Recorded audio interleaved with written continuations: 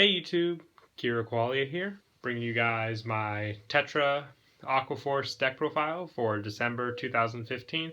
It's a really fun deck. Tetra Drive got a lot more support in the Incessant Wave clan booster, so I thought I'd bring you guys a deck profile. So let's go ahead and jump right into it.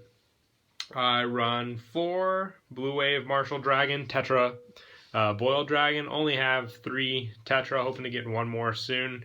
Only thing I'm missing for the deck, so can't wait to complete this.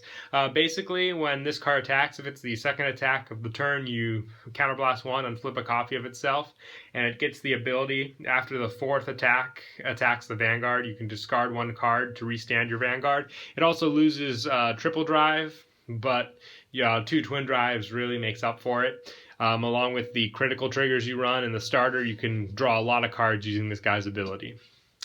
And then for other strides, I run 2 Tidal Bore Dragon and 2 Aristotle. If I had 1 Lambros, I'd take out 1 of each, run the Lambros pair, then 1 of each of these, but running 2 and 2 for now.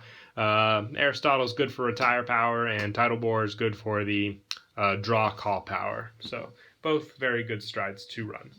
And then for the main deck now, for grade 3s, I run 4 Anger Boil Dragon. Basically with Anger Boil, when he attacks wave second time, when it attacks, you could choose 2 of your rear guards to restand them. So basically, that'll give you your 3rd attack, and then the other rear guard 4th attack for a guaranteed Tetra Boil stride. So being able to restand something and having both those units get plus 3,000 is pretty much giving a trigger power to your rear guard. And then his gen break is when this unit attacks a Vanguard, this unit gets plus 5,000 for the second time only. And then you choose one of your rear guards, restand it, and it gets plus 10,000. So overall, it's a really great card to run.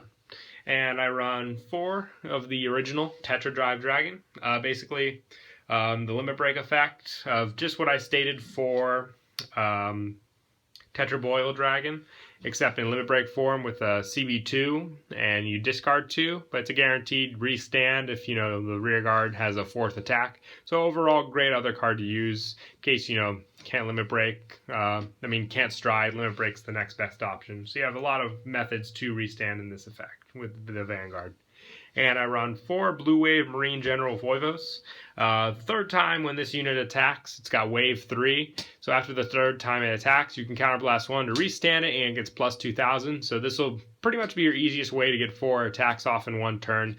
It's not a gen break, so you can do it, first turn when you ride Tetra Drive if you have 4 damage.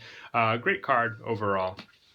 And I'll also run 4 Tidal Assaults, just, another good card to help with the combo. Great early game for pressure, get a trigger, attacks for 14, restand, and another 9k. Just another, good way to push early game. And I also run 3 High Tide Sniper.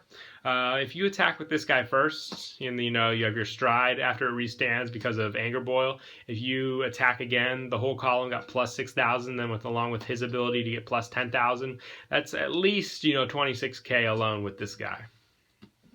And now we'll move on to grade 1s. I run 4 Blue Wave Soldier Bright Shooter. This card's great because I only run 2 stride enablers in the deck. So if this guy boosted and it is the 4th time or more, you can choose a grade 3 from your drop zone and place it back to your hand. So it's stride fodder for next turn, so you're guaranteed to have the cost for stride. And I also run 4 Ocean Keeper Plato. The unflit PG, just because you do counterblast a lot in this deck, so best PG to run. And I also run 2 of the Battle Siren Stacia. Just, an additional way to get multiple attacks off in the turn. I like running her, keeping her in the back row especially. 2 Stride Enabler, just helps with the stride cost when I don't have a grade 3. And 2 of the Seagull Soldier. It's good because it's got a generic effect, and when it's placed on rear guard, you could Soul Blast 1, choose a unit, gets plus 3,000, so you can give plus 3,000 to Tidal Assault, making it 12k on the first attack, so it'll guarantee hit the Vanguard without having to be a booster. And then the wave 4 effect, after it boosts, you can return it to your hand, and then use the effect again. Then for grade zeros, I run 1 Blue Wave Dragon, Dagger Bastard Draco Kid. You counterblast 1, put this unit into the soul, then your Vanguard with Blue Wave gets the ability, if it's the second attack that it attacked, you draw a card, and if it's the 5th attack or more, it gets an extra critical. So graded overall with any of the Tetra restanding effects. And I also run 4 Blue Wave Soldier, Brutal Trooper. This card has, gotten me so much hand consistency. You put it into your soul, not in your soul, you reveal the card and shuffle it back into the deck. Your Vanguard gets the effect, a wave 2 or more. When it attacks, you draw a card. And the effect stacks, so if I open up with, let's say 3 of these, use all 3 of the effects. So when the Vanguard attacks, I draw 3 cards. And if it restands and attacks again, I draw an additional 3 cards. It's just crazy. And I also run 4 Supersonic Sailors, just the unflip crit for the deck. No reason not to run it. Same with Battle Siren Malika. I was trying 12 crit, but the draw really helps because the +3 power, just to have that option to give it to Tidal Assault or anything else that needs it. And 4 heal, Blue Storm Fleet. Don't have any heals with effects, but if we did, I'd definitely be running it. Just to have, 4 types of triggers, all with effects.